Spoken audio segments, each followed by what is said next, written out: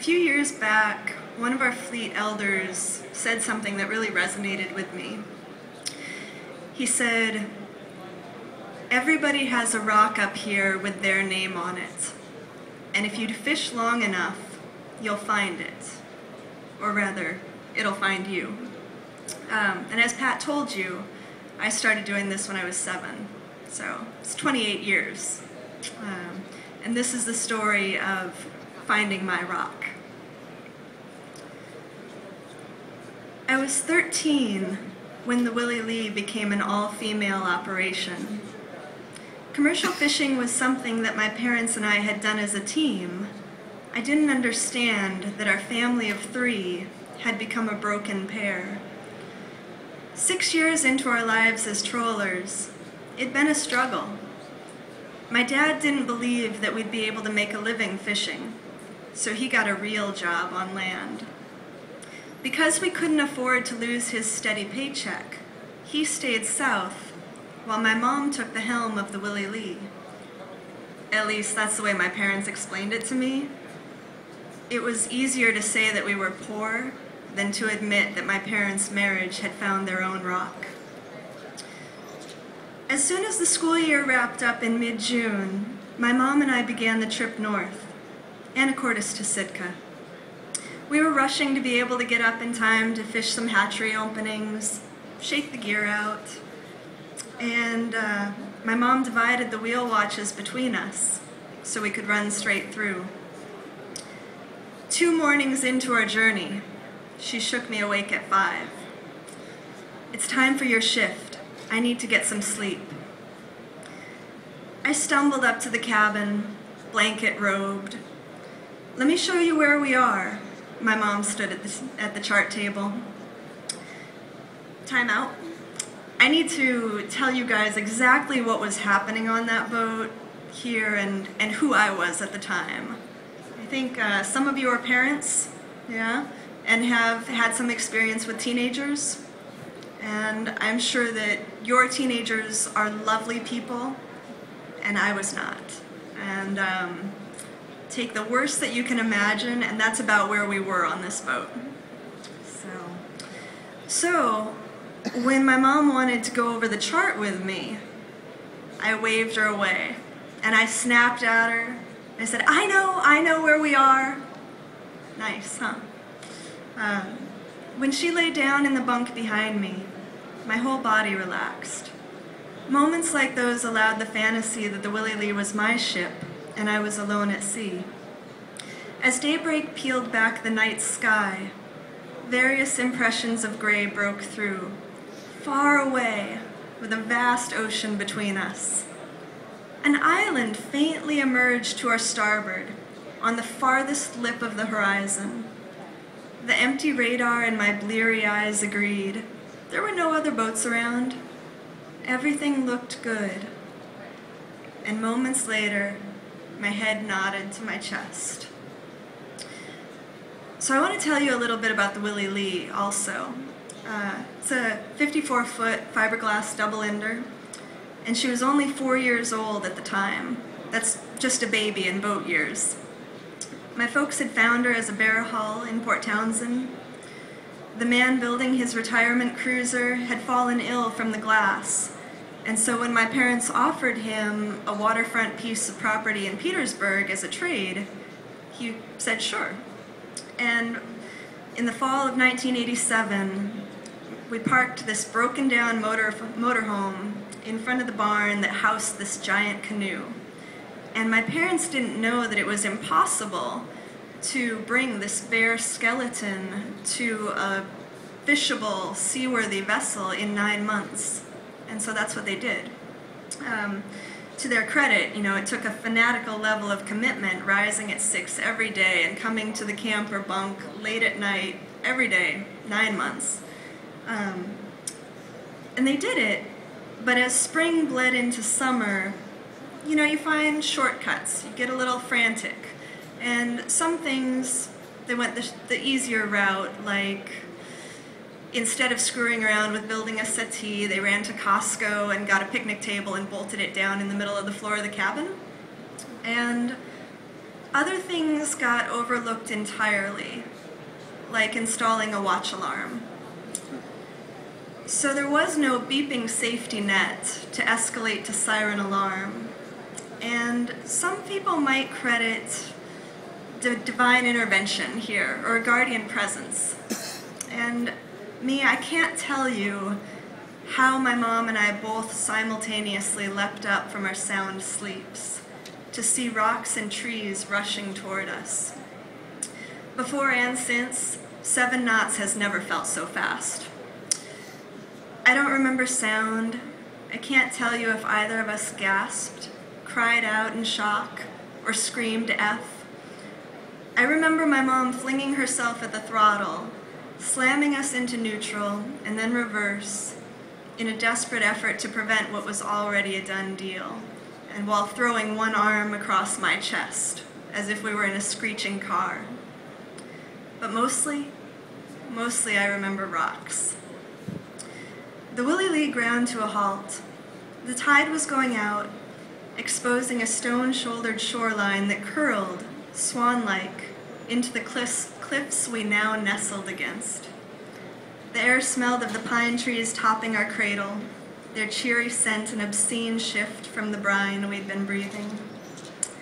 This was no easily overlooked shallow spot in the midst of open ocean. This was no timid rock playing peekaboo through the sea to gaze at the stars. The rock with my name on it had, in fact, already its own name. The Willie Lee sat nakedly on an actual island, Addenbrooke Island. And not only did our perch have an identity, it had inhabitants. I had run us aground the only staffed lighthouse-bearing island within 70 miles. So this is where a good storyteller would bring you guys into the scene and tell you that in addition to the what happens, you know, what did it smell like, what were the sounds, and what were the thoughts? And I can't do that because I remember very little of what followed. I can't tell you what it felt like to fall asleep as an obnoxious, impatient teenager and wake up a guilty child. This was the first time in my life where I really, truly, enormously effed up. There's kind of total blunder that carries like consequences that you can't even imagine in the moment or fully grasp until years later. But my mom tells me that I sobbed, certain that I had ruined our fishing season. She stepped immediately into disaster mode, directing me to help her lower the skiff. She told me I'd have to row around the island and wake the people in the lighthouse up to let them know we were there. I looked at her with frightened eyes and asked if there were bears. I can't tell you what it felt like dropping our man overboard ladder over the port railing and climbing down the rungs, hearing the scrape of barnacles under my boots as I strapped a life jacket on and stepped into the gray Zodiac, watching the boat my parents created, practically my sibling, fade in the distance, a beached behemoth growing smaller with every clumsy oar stroke. How the dock bounced beneath me after I tied up the skiff, or how baffled the lighthouse keepers were, still in their pajamas, answering an early morning knock at their door to find a teary-eyed girl. I can tell you that they were gracious.